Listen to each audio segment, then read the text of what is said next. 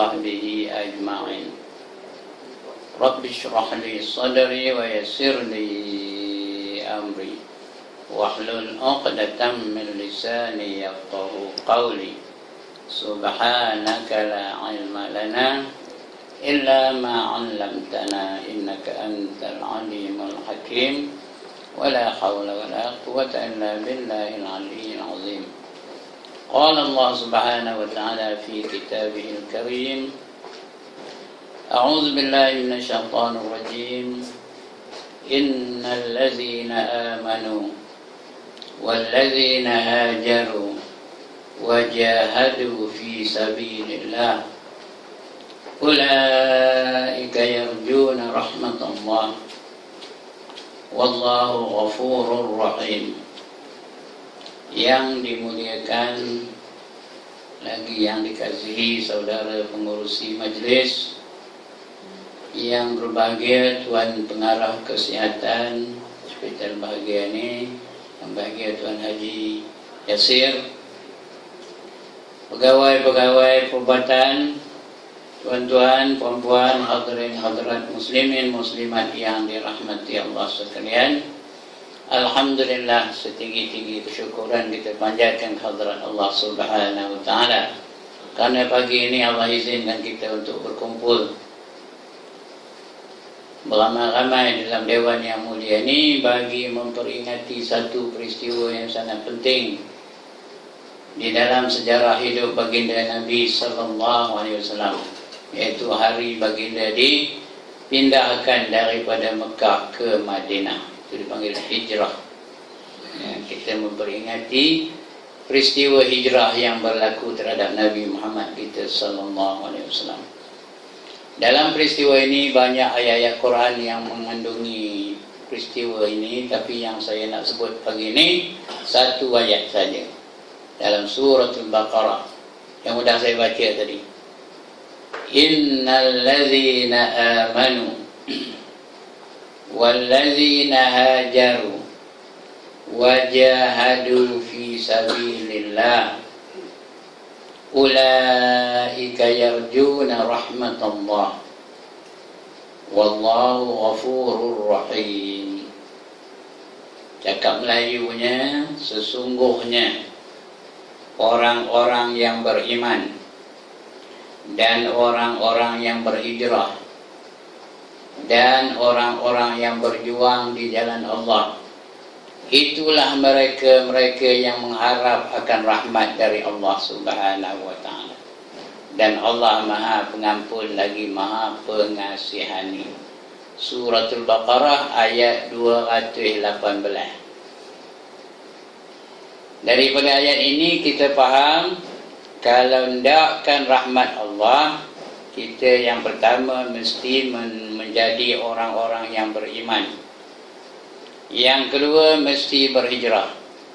Yang ketiga berjuang di jalan Allah. Itulah dia orang-orang yang mengharap akan rahmat Allah Subhanahu wa taala.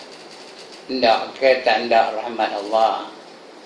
Ui, diam je dia ni Ndak ke tak ndak rahmat Allah. Ndak, ada orangnya. Buat apa? Buat apa? Tadi saya tanya ndak ke tak ndak rahmat Allah, jawab ndak. Buat apa? Saya ni molek aja, kalau mula-mula aja apa berbahasa ikut standardnya. Lepas tu start saya cakap. Pasal saya asal dari Kampung Gajah, you know. I come from Elephant Village. And wherever I go, I must defend my kampung gajahan saya. Jadi pelet kampung gajah lah tu. Buat apa? Rahmat Allah. Udah tak tahu. Tapi ndak. Ndak tapi tak tahu buat apa? Betul. Tuan-tuan dan puan-puan, kita kalau dapat pun masuk syurga adalah dengan rahmat Allah.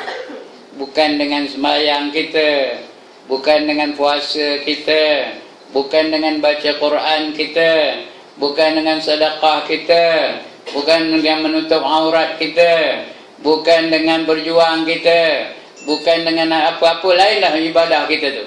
Itu tidak melayakkan kita masuk ke dalam syurga Allah. Kalau nak masuk syurga, kita mesti dapatkan rahmat Allah. Ya. Dalam hal ini saya nak mulakan ceramah saya ni dengan bercerita. Nak dengar cerita tak? Ya. Ada satu masa, once upon a time, dia minta kerti ikan putih kan? Kejut dia mendengar ustaz ikan putih kan? Once upon a time there was an abid. Abid tu dia orang ahli ibadah. He stayed in an island and he was alone in the island. There was nobody else. Faham ke ni? Okey, cakap Melayu lah senang. Pada suatu masa ada seorang ahli ibadah.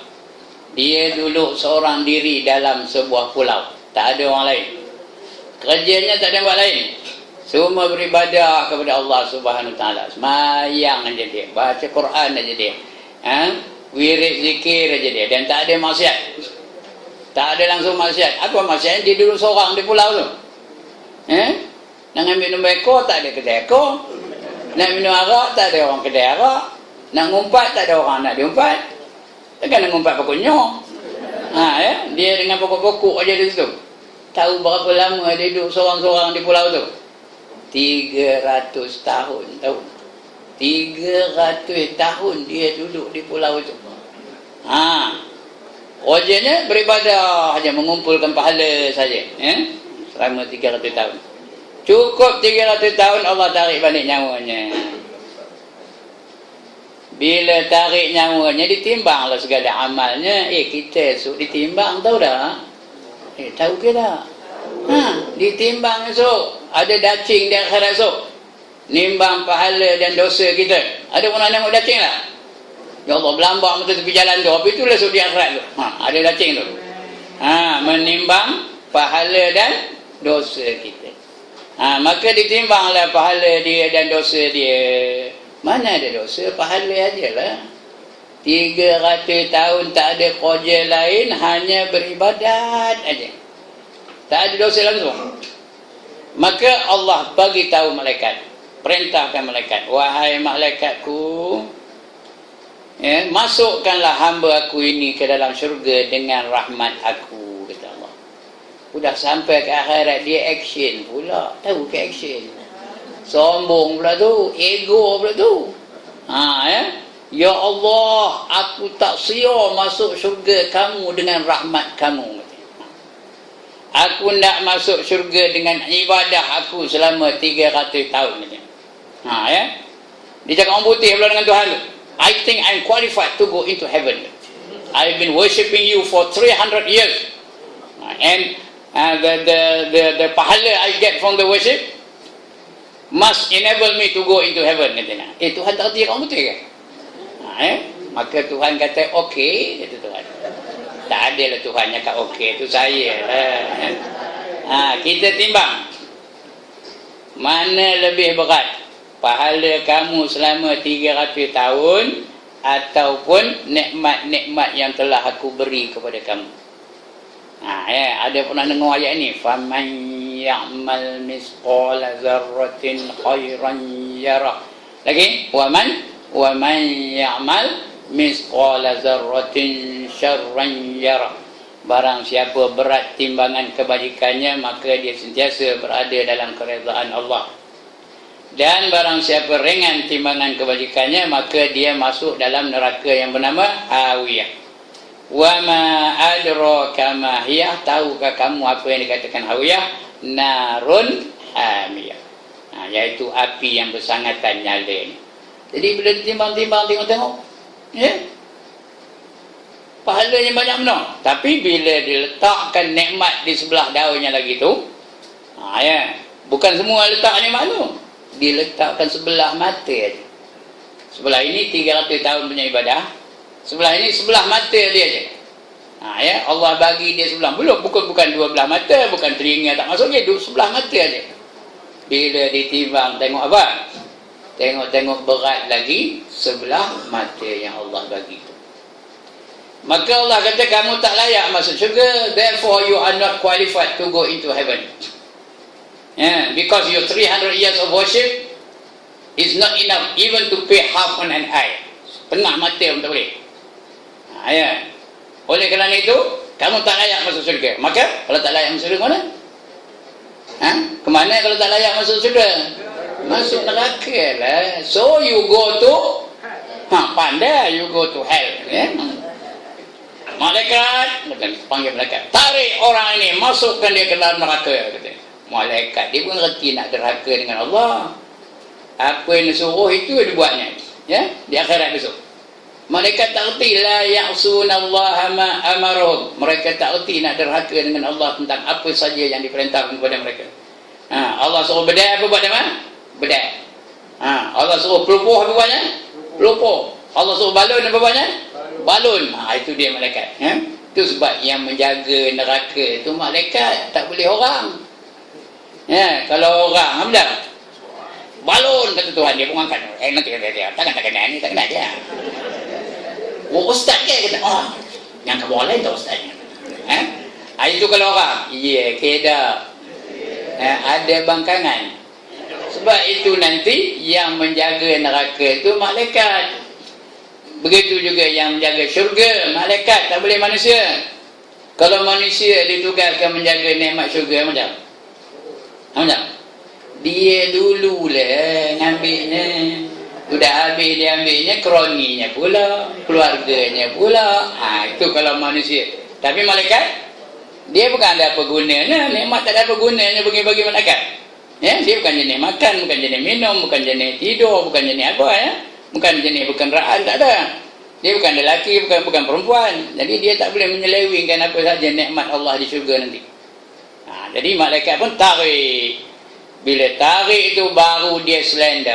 Tahu ke selenda? Apa? Bukan minyak selenda. Apa? Ngaku kalah. Surrender. Dia mengaku kalah. Ya Allah, janganlah masukkan hamba-Mu ke dalam neraka. Hamba tak sanggup dengan api neraka. Oleh yang demikian, ampunkanlah dosa hamba, kata dia. Ampunkanlah dosa teman, kata kalau dia orang Perak dia. Ampunkanlah dosa ayah, kalau dia perempuan, ayah tahu. Bukan ayo, ayah. Ampunkanlah dosa teman, kata dia. Allah Maha Pengampun. Di ujung ayat tadi apa? Wallahu ghafurur rahim. Apa kata dia? Ampunkanlah dosa saya ya Allah.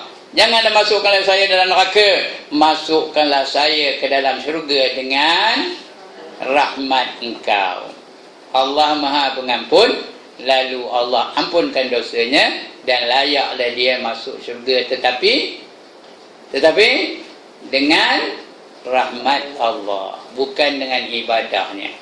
Tuan-tuan dan puan-puan, orang ini telah beribadah selama 300 tahun pun tak layak masuk ke dalam syurga. Kita berapa ratus tahun ibadah? Semayang berapa ratus tahun? Katakanlah umur 40, semayang berapa tahun? Berapa tahun semayangnya? Sekali semayang berapa minit? Berapa minit sekali semayang? Dia tak semayang ke pun? Berapa minit sekali semayang? Habis-habislah 5 minit, 10 minit. Itu lama benar tu. Kalau seorang dia semayang, semua 2 minit selesai. Tapi kalau di masjid di surau lamalah sikit berjemaah, katakanlah 10 minit. 5 waktu baru 50 minit satu hari. Yang 23 jam 10 minit lagi tu apa buat? Ada 300 tahun? Mana ada? Tak sampai pun, tak berapa tahun seumur hidupnya. Kalau dibilang tak 2-3 tahun pun tak sampai kot. Ini dia. Orang ini 300 tahun pun tak layak. Sebab itu kita lepas ini jangan nyengit aja jalan. Baru lepas ngaji pagi ni, kemudian mengaji kata Ustaz Ibrahim datang dari kampung ngajar sini kata. Jangan nyengit aja. Aku kalau mati esok syurga mana agaknya. Aku mati esok syurga mana, Jannatul Na'im kan, Jannatul Firdaus kan, Jannatul Ma'wa kan, Jannatul Adnin kan. Orang kopi itu orang perasan namanya. Tahu ke perasan? Ya Allah, dia minta tahu perasan. SS tahu apa SS? Apa? Bukan state secretary. Apa? Syok sendiri. Jadi kita ni sebenar dari segi layak memang tak layak masuk ke dalam syurga. Kita kena agihkan, kena tagihkan, kena cari, kena perjuangkan supaya Allah beri kita rahmat. Hendakkan rahmat Allah ada 3 cara. Yang pertama kata Allah tadi, innallazina amanu, iaitu orang-orang yang beriman. Mesti beriman. Kadang-kadang kita ngata kita beriman, Allah terima kita. Orang yang beriman bukan setakat percaya Allah tu mencipta langit dan bumi. Bukan setakat percaya Allah tu menurunkan hujan. Bukan setakat percaya Allah tu menjadikan bukit dan gunung. Bukan setakat percaya Allah tu menjadikan matahari. Kalau kopi itu, Acong pun percaya.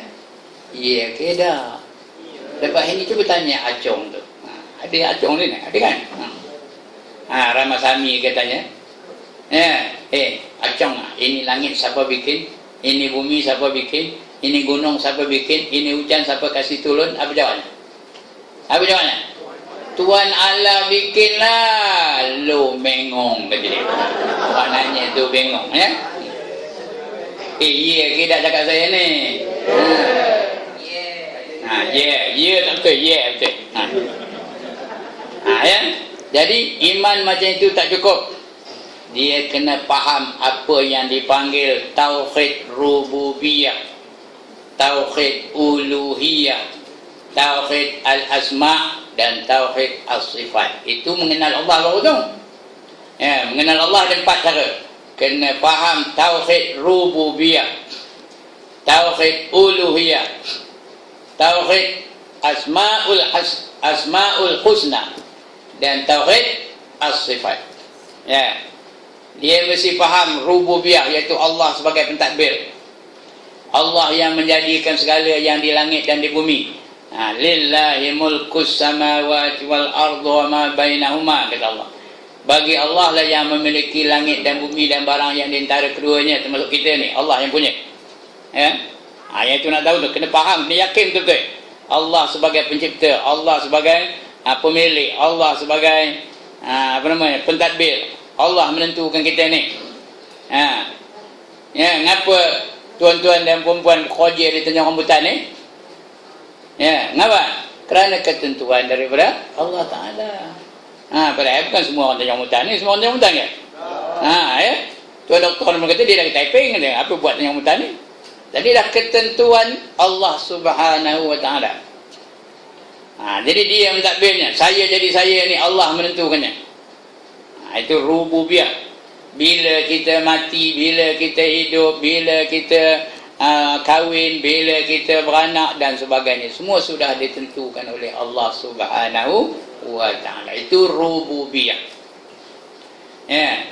Nak senang faham, Allah yang menghidupkan, Allah yang mematikan, Allah yang bagi rezeki, Allah yang memuliakan, Allah yang menghinakan, Allah yang mensihatkan, Allah yang menyembuhkan penyakitnya, Allah yang memberi penyakit. Semua dari Allah Subhanahu Wa Ta'ala. Itu tauhid apa gelarnya? Rububiyah. Selepas itu kita kena faham apa itu yang dikatakan tauhid uluhiyah. Allah sebagai Tuhan. Yang kita sembah hanya Allah sahaja. Yang kita takut hanya kepada Allah sahaja. Yang kita nak puji hanya Allah sahaja. Yang kita nak redha hanya kepada Allah sahaja. Yang kita nak minta doa hanya kepada Allah sahaja. Itu namanya uluhiyah. Kita nak tunduk dan patuh hanya kepada Allah sahaja. Yang lain tak boleh. Kalau tidak kita jadi syirik. Yang ketiga, al-asma'ul husna. Kita tahu makna-maknanya. Yang selalu kita dendang-dendang tu. Nas'aluka ya man huwa Allahul ladzi la ilaha illa huwa rahmanur rahim al-malikul qudus. Itu namanya asma'ul husna. Kena tahu satu-satu dan makna-maknanya. Carilah buku-bukunya banyak tentang asma'ul husna. Al-Muhaimin apa artinya, Al-Mutakabbir apa artinya, Al-Aziz apa artinya, Al-Latif apa artinya, Al-Khabir apa artinya. Ya, kena belajar. Ya. Yang ketiga, yang keempat, kena tahu sifatnya. Ya. Sifat-sifat Allah tu yang orang belajar di surau, di masjid tu, wujud, qidam, baqa, mukhalafatuhu lil hawadis, qiyamuhu ta'ala binafsih, wahdaniyah. Ya. Siapa tak hafal, esok pergi daftar tadika Islam. Ngapa? Ngapa? Sebab dia mah hafal. Hafal tak nama? Hafal. Allah wujud qidam baqa mukhalafatuhu lil hawadisi qiyamu binafsihi wahdaniyah. Lagi qudrah irada ilmun hayy sampai habis. Itu. Siapa tak dapat, belum hafal lagi, esok pergi daftar tadika Islam. Sebab anak-anak kita hafal. Malu lemak tak hafal, bapak tak hafal. Ini kena faham tauhid ni. Itu baru mengenal Allah baru. Tauhid apa tadi? Rububiyah, tauhid uluhiyah, tauhid al-asma', tauhid as-sifat. Itu baru mengenal Allah. Belum lagi cerita mengenal Rasul, belum lagi cerita mengenal malaikat, belum lagi cerita mengenal hari akhirat, belum lagi cerita mengenal kitab, belum lagi cerita mengenal qadar dan qada. Ya. Semua ini kena mahir. Yang termasuk dalam kalimah la ilaha illallah Muhammadur Rasulullah. Ini baru imannya itu diterima oleh Allah. Kalau tidak kita aja ngaku beriman, esok ditanya Tuhan tak erti nak jawabnya. Man rabbuka, tanya Tuhan. Tak boleh nak jawab Allahu Rabbi. Apa jawabnya? Entah, hiduplah teman tahu. Tentu di badannya 70 hasta terbenam ke bumi. Tahu? Tanya lagi, waman nabiyuka? Nyong orang ngerti kan ya. Tom di badannya. 70 hasta terbenam ke bumi. Tanya lagi, wama qiblatuka? Di mana kiblat kamu tu apa? Dia tak boleh jawab. Mentang nak sembahyang, bila jawabnya? Ya. Apa jawabnya? I'm sorry, I do not know the answer. Damn, bagi dia malaikat lagi. Itu tanya lagi, wama dinuka? Dia pun jawab apa? Tarilek. Tahu apa tarilek? Entah, aku tak tahu kata. Begitulah di akhirat nanti. Ya. Tapi kalau boleh jawab dengan yang menjawab itu bukan otak kita, bukan fikiran kita, tak payah ngapa-ngapa. Tak payah nulis ni, kalau dia nak nulis, tak payah nulis tak payah ngapa-ngapa, automatik boleh jawab. Kalau dia betul-betul bertuhankan Allah, kalau dia betul-betul bernabikan Rasul Nabi Muhammad, kalau dia betul-betul percayakan kitab, kalau dia betul-betul percayakan hari akhirat dan sebagainya, automatik boleh jawab. Man rabbuka? Allahu Rabbi.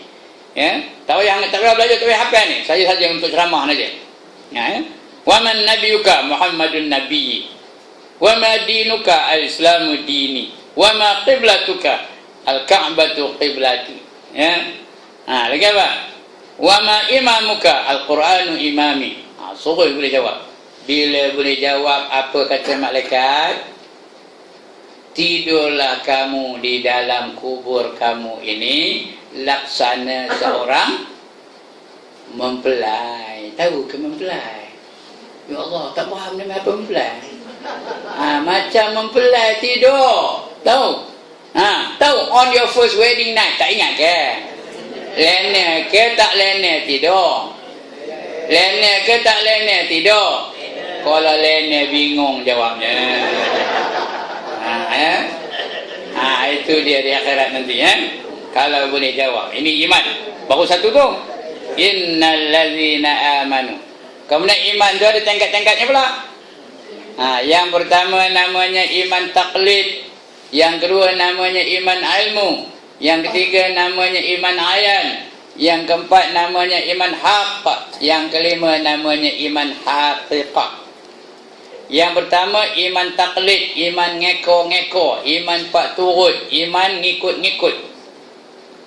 Orang kata Allah tu ada, dia pun percaya Allah tu ada. Orang jadi sandarannya. Apa bukti Allah tu ada? Ada lah. Itu je. Dia tak boleh jawab Allah yang menjadikan alam ini, sesuatu yang dalam alam ini mesti ada yang menjadi, yang dia tak boleh jadi dengan sendiri. Tak boleh jawab apa itu. Ada lah. Apa kata ada lah. Mak kata ada lah. Ustaz Ibrahim kata ada lah. Orang jadi sandaran. Kalau lain kali Ustaz Ibrahim kata Allah tu tak ada, dia mengikut Allah tak ada. Yang mana tahu Ustaz Ibrahim kata tak ada. Jadi orang jadi sandaran. Iman macam ini sangat berbahaya. Sangat berbahaya. Walaupun ada ulama mengatakan kalau betul-betul dia percaya 100% dan tidak pula melakukan perkara yang syirik, maka dia imannya dikira sah, dapat pahala, dapat diterima ibadah dia di sisi Allah Subhanahu Wa Taala. Tapi bahaya, kadang-kadang boleh syirik dengan Panadol pun boleh syirik. Mujur dia Panadol, kalau tidak mampu aku kata syirik lah. Syirik lah. Mujur ada pawang berain dari kampung tu, kalau tidak mampu aku kata syirik ke tak? Syirik dengan pawang berain. Jadi bahaya iman ini. Yang kedua, iman ilmu. Iman ilmu tu dia dah tahu dalil-dalil, dah boleh baca Quran. Dia dah tahu dalil Allah tu ada. Tengok setiap satu ni ada penciptanya. Dia tak boleh jadi dengan sendiri. Begitulah juga matahari, ada pencipta tak? Siapa penciptanya? Allah Ta'ala. Begitu juga bulan, ada pencipta tak? Ada. Siapa penciptanya? Allah Ta'ala. Betul dia tahu. Dia boleh bahas. Boleh baca Quran lah tu. Allahul ladzi khalaqas samawati wal arda wa ma bainahuma. Allah lah yang menjadikan langit dan bumi dan barang yang di antara kedua ni. Dia boleh jawab tu Maknanya dia boleh baca Quran. Dia dah tahu dalil Allah tu ada. Iman macam ni sah, diterima sebagai hambanya dan layak masuk ke dalam syurga.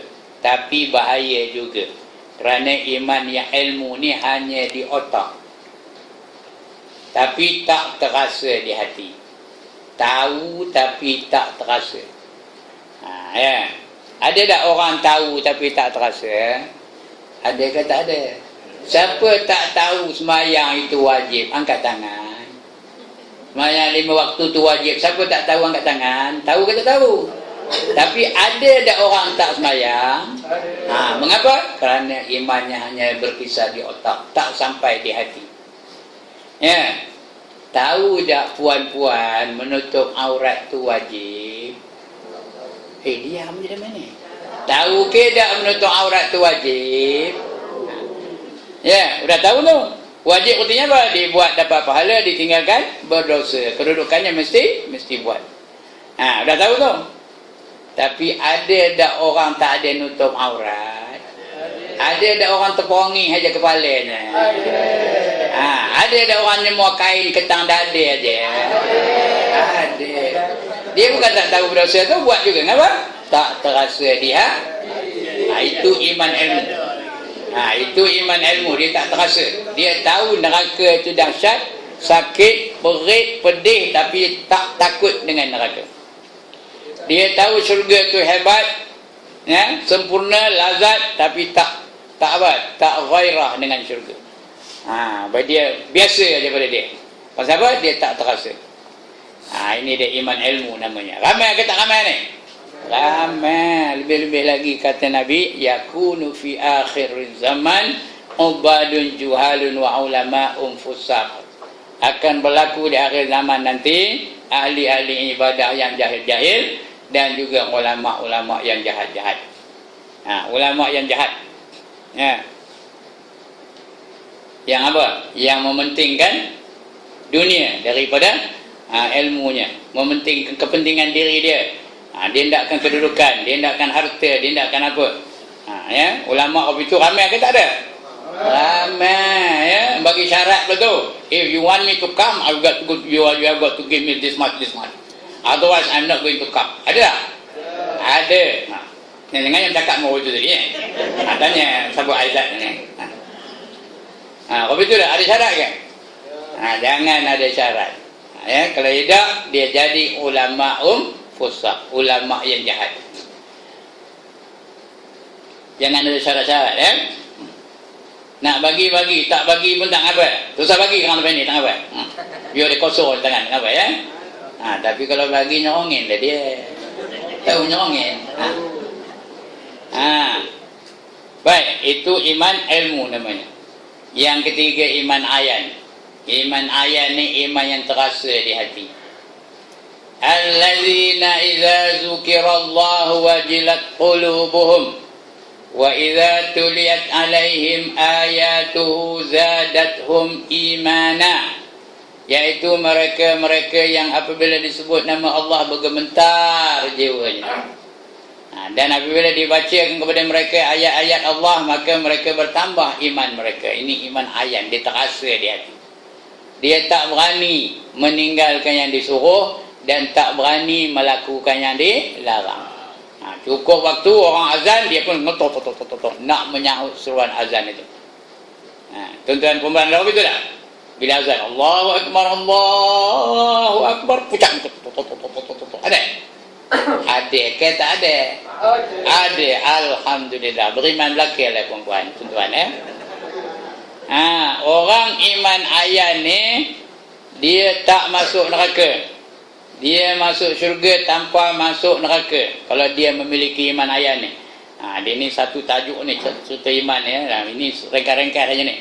Sebenarnya cerita iman ni 1.5 jam baru selesai. Ya. Tapi pagi ni tak ada nak cerita iman ni, rengkai-rengkai aja lah, hujung apa ni, rangkum-rangkum aja. Ya, dia masuk syurga tanpa masuk neraka. Tapi lambat sikit masuk syurganya. Kenapa? Kerana dia banyak harta-harta yang perlu dihisap. Tahu hisap? Cek. Dia mati meninggalkan harta-harta yang perlu dicek. Jadi lambat sikit masuk syurga ni. Ya, itu iman ayan namanya. Jadilah kalau kita pun jangan masuk neraka, udahlah. Siapa nak neraka angkat tangan? Ada orang tak? Ada orang tak berani benda dengan neraka? Ada ke tak ada? Lantaklah kalau tadi aku siapa yang masuk neraka? Ada tak? Ada tak orang cakap apa itu? Ingat dia neraka tu macam dewan kot ya? Neraka ni macam dewan ke? Sedap aja duduk. Ya, sedapnya duduk atas neraka. Apa itu kan? Ya Allah, neraka tu apa? Api annar, artinya api. Ya, api itu lantainya, api dindingnya, api asapnya, api udaranya, api pakaiannya, api makanannya, api minumannya, api atapnya, api mahliganya, api. Lalu ke duduk diam kalau apa nama dalam api? Asal dikacak aja lantai neraka tu macam? Api ni lantai dikacak aja macam? Terlompatlah ngelupa, kacak kaki kanan terlompat, tukar kaki kiri terlompat, kacak lagi kaki tangan, kaki kanan terlompat, kaki kiri terlompat balik. Itu yang kita tengok dalam TV, terlompat-lompat tu berlatih masuk neraka lah tu. Jangan tak sedar ya. Dalam dunia ni dia seronok. Ya, seronok dia. That's the way I like it. Katanya. Seronok benar dia. Dia akhirat esok jerit pekik tau.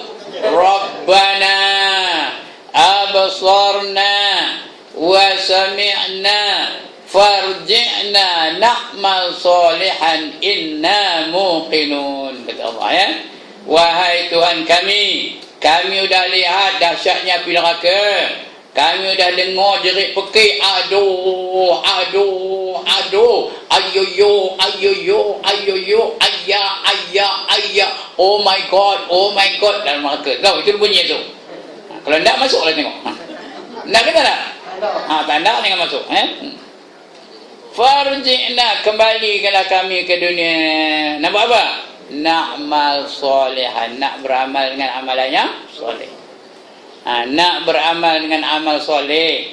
Masa dulu tak sia, jenuh tok bila azan, dia buat nehin, buat tak reti aja. Lepas itu baru nak beramal dengan amalan soleh. Inna muqinun, sekarang kami sudah yakin benar-benar. Itu dia. Tuan-tuan dan puan-puan ya. Itu iman. Baik, habis cerita iman, panjang. Kalau iman saja dia sejam setengah insya-Allah. Ini dia sebentar lalu aja. Dia ambil apa nama? Ambil sedutan-sedutan aja. Yang kedua kata Allah, innal ladzina amanu. Yang kedua, wal ladzina hajaru, dan orang-orang yang berhijrah. Apa arti hijrah? Apa arti hijrah? One more time. Apa arti hijrah? Pindah. Ya. Pindah daripada Tanjung Mutan ni, pindah ke kampung. Lepas ni orang balik semua gulung 3 bantai, pindah kampung. Ya, Hamzah. Boleh? Ya kan eh? Ya, tak ada, itu tak disuruh lagi. Hijrah yang macam itu dah habis. Ya, la hijrata ba'dal fath. Tidak ada hijrah lagi selepas pembukaan Mekah. Ya. Walakin jihadun wa niyah. Yang ada hanyalah jihad dan niat untuk berjihad. Hijrah tak ada. Tapi bukan tak ada hijrah, nak berhijrah juga. Macam mana berhijrah? Tukar. Apa yang nak ditukar? Tukar attitude. Tahu attitude? Change your attitude. Tukar sikap. Kalau dulu pemalas aja, orang azan pun tak reti, tak nak semayang. Lepas ni, lepas dengar ceramah hijrah ni, rajin jangan tinggal semayang. Ya? Change your attitude. Kalau dulu getik je tengok orang pakai tudung, lepas ni pakai tudung labu, pakai tutup muka, kejut orang-orang yang bertanya. Itu namanya hijrah. Kalau dulu asal lalu tabung, tadi saya tengok ada lalu tabung tu, masuk 2 kupang, lalu 2 kupang, lalu 2 kupang. Hijrah mana? Mana? 100 masuk dalam tu. Itu namanya hijrah. Contoh aja lah. Itu dia suruh kita hijrah. Tukar pendapat, tukar sikap. Kalau dulu malas, sekarang rajin. Kalau dulu rajin, sekarang malas. Bertambah rajin. Itu nak berhijrah tu. Nabi yang berhijrah, dengan badan tu Nabi. Nabi SAW itu memang disuruh, diperintahkan berhijrah. Mengapa? Kerana ada pakatan konspirasi nak membunuh Nabi. Ada konspirasi. Hari ni heboh konspirasi kan. Zaman Nabi dah ada nak bunuh Nabi tu. 40 orang sudah mengepung rumah Nabi malam tu. Ceritanya urutan ke arah itu banyak dah cerita peristiwanya. Mula-mula mereka hina Nabi, takluk. Lepas itu mereka ugut Nabi, takluk juga. Lepas itu mereka pulaukan Nabi, takluk juga. Lepas itu mereka nak rasuah Nabi, takluk juga. Lepas itu mereka nak apa? Buat kompromi dengan Nabi, takluk, semua takluk. Mudahnya, mari kita bunuh dia. Kerana apa saja usaha kita nak memberhentikan dakwah dia tu tak berjaya. Apa yang tak dibuat zaman tu kepada Nabi? Ancam Nabi, ugut Nabi, nak rasuah Nabi. Tahu? Datang satu rombongan, satu delegasi yang diketuai oleh Utbah bin Rabi'ah, datang kepada Nabi. Wahai Muhammad, kalau kamu mau memberhentikan kerja kamu tu menyeru manusia kepada Allah ni, kami akan tunaikan apa saja hajat kamu. Kamu nak kaya, kami akan kumpulkan emas setinggi Bukit Uhud tu. Bukit Uhud tu tahu, siapa ada pergi Madinah tahu dah Bukit Uhud. Setinggi itu tingginya. Siapa tak nak kan? Buat berdoa saja. Ada sebentuk cincin emas aja gatal dari tu. Mudah gatal. Ngapa? Ngapa gatal dari tu? Nak nunjuk cincin emas. Nabi diam je, tak jawab. Oh, tak cukup emas ya, kamu tak nak harta, tak cukup dengan harta ya. Okey, tak apa, kamu nak pangkat. Okey, kami jadikan kamu. Tak ada dia kata okey, saya yang kata okey tu ya. Dia orang Arab. Kami akan jadikan kamu pengerusi Darun Nadwa, Rais Darun Nadwa, Parlimen Mekah, kamu pengerusinya. Perdana Menteri lah zaman itu. Kami boleh lantik kamu jadi Perdana Menteri, asalkan kamu berhenti dengan kerja-kerja dakwah kamu ni. Siapa tak nak jadi Perdana Menteri yang tangan? Sebuah lah tu usahakan Perdana Menteri. Jadi jatuh kuasa surau pun bertumbuk tahan. Ini kamu pula jadi Perdana Menteri. Diam Nabi. Diam Nabi, tak jawab ya. Oh, tak cukup lagi, kamu nak apa? Nak perempuan kata, kami akan carikan perempuan yang cantik, kamu pilih mana kamu nak. 2, 3, 4, 10. Kami akan bagi kamu perempuan itu ya. Ini lagi teruk. Dia makin lama makin apa offernya, makin lama makin payah nak mengelakkannya. Tuan-tuan ni boleh mengelak agaknya. Boleh ke? Buat berdoa. Pasal tak ada offer. Cik kalau ada offer. Tahulah kalau dah ada offer datang lenggok aje. Makan lama makan dekat, selama makan dekat senyum macam melenggok aje. Udah dekat-dekat tu Abang Aizat. Ada? Lenyok jadinya. Tahu lenyok. Jadi Nabi, apa jawab Nabi? Kalau matahari kamu sembahkan di kananku atau bulan kamu sembahkan di kiriku, aku tetap akan meneruskan kerja-kerja aku sehingga aku menang atau sehingga aku mati. Itu Rasulullah tak makan. Begitu juga datang delegasi dia buat kompromi. Tahu apa kompromi? Kamu hentikanlah, kata Muhammad. Kalau kamu setuju, hari ini kami semua nyembah Tuhan kamu. Esok kamu pula nyembah Tuhan kami. Lusa kami balik nyembah Tuhan kamu. Tulat kamu nyembah Tuhan kami. Tonggeng kami nyembah Tuhan kamu. Begitulah. Berulat kamu apa? Kamu nyembah Tuhan kami. Begitulah. Tahu? Tulat berulat tahu? Esok, lusa, tulat, tonggeng, berulat, ujung tai anjing. Ya Allah. Apa kata Nabi? Nabi diam, tak jawab. Pasal tak offer itu menusabah juga ya.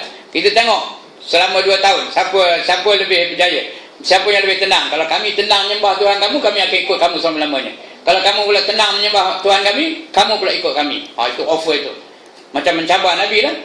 Ya, Nabi tak jawab. Tak jawab Nabi. Sehinggalah turun ayat.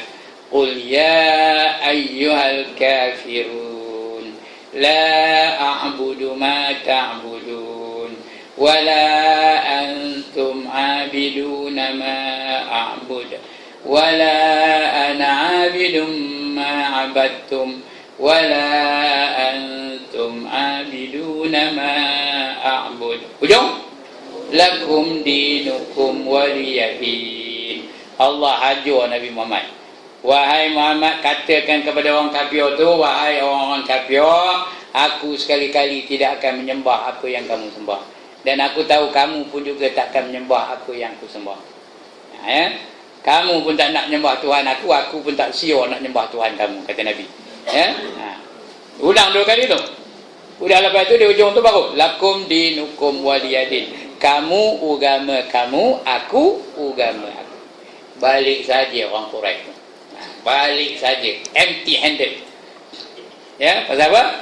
Pasal dia tak boleh nak mempengaruhi Nabi Muhammad sallallahu alaihi wasallam. Akhirnya itulah nak dibunuh. Nak dibunuh. Mencari siapa yang sanggup membunuh dia. Tak ada siapa yang sanggup. Orang Arab dulu, siapa yang membunuh satu orang tu, dia kaum itu akan menentang, membalas balik. Jadi Nabi Muhammad ni dari kaum Quraisy, kaum yang terkuat di Mekah pada ketika itu. Tak ada siapa yang berani nak membunuh kalau secara nak bertanggungjawab lah. Jadi dia mendapat satu idea,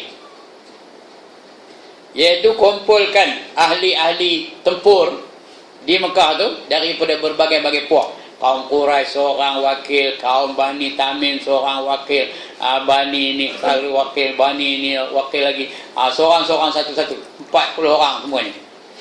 Jadi bila dibunuh Nabi, siapa nak disalahkan? Takkan boleh berperang dengan semua kabilah Arab tu. Jadi masing-masing pakat tu nak bunuh Nabi pada malam itu. Tapi Allah nak selamatkan hamba-Nya. Allah wahyukan kepada Nabi bahawa mereka nak bunuh Muhammad. Ya. Datanglah mereka kepada Nabi. Ya, mereka datang kepada Nabi nak bunuh Muhammad tu, mengepung rumah Nabi. Pada malam itu Nabi dah tahu orang nak bunuh dia. Dia pun ngabur kepada sepupunya. Dulu sepupu lah, akhirnya menjadi menantu dia. Apa tahu namanya? Mula sepupu, lepas tu jadi menantu dia. Apa namanya? Sayyidina Ali. Ali, malam ni kamu tidur atas katil aku. Ya. Mengapa ya Rasulullah, kata Ali? Di luar tu ada 40 orang nak bunuh aku. Kata. Sekarang dia mau datang, ambil dia sangkakannya kamu tu aku, katanya. Ya. Kamu tidur atas katil aku. Dia disangkanya kamu tu aku, dia angkat kamu tengok ni kamu bukan aku. Rasulullah nak ke mana? Aku nak pergi hijrah ke Madinah. Maka Ali pun kata iyalah. Kalau kita lah macam. Kalau kita itu macam. Ya. Kalau kita lah, doktor tolong duduk baring atas katil saya. Ngapa ustaz kata doktor ya? Saya ni nak pergi hijrah. Karayur kata dia doktor tu saya, dia nak bunuh saya. Apa jawab doktor agaknya? Oh, dia nak bunuh.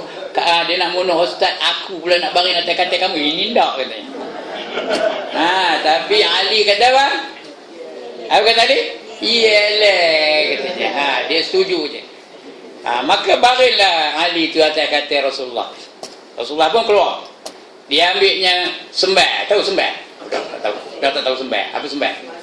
Pasyur, bukan pasir tak betul? Pasyur. Dia ambilnya pasyur, lepas tu dibacanya. Waj'alna min baini aydihim sadda wa min khalfihim sadda fa'aghshaynahum fahum la yubsirun. Ada kau pernah dengar ayat ni? Surah apa? Surah apa?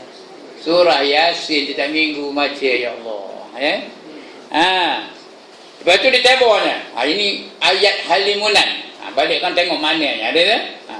Dan kami jadikan kamu tutupan dari depan, dari belakang, dari kiri, dari kanan, dan kamu mereka tidak akan nampak kamu. Ya? Ditaburnya pasyur tu. Bukannya kena pun simbolik aja. Bukan sampai ke dalam dia menun keliling rumah tu. Jauh. Tapi bila kena tabur tu, mereka macam kena cuci. Tahu cuci? Ya Allah, hypnotize tahu. Udah tak tu mengalir. Itu pun dia kena cuci.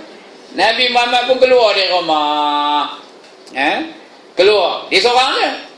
Abu Bakar dah nunggu satu tempat yang lain. Ya.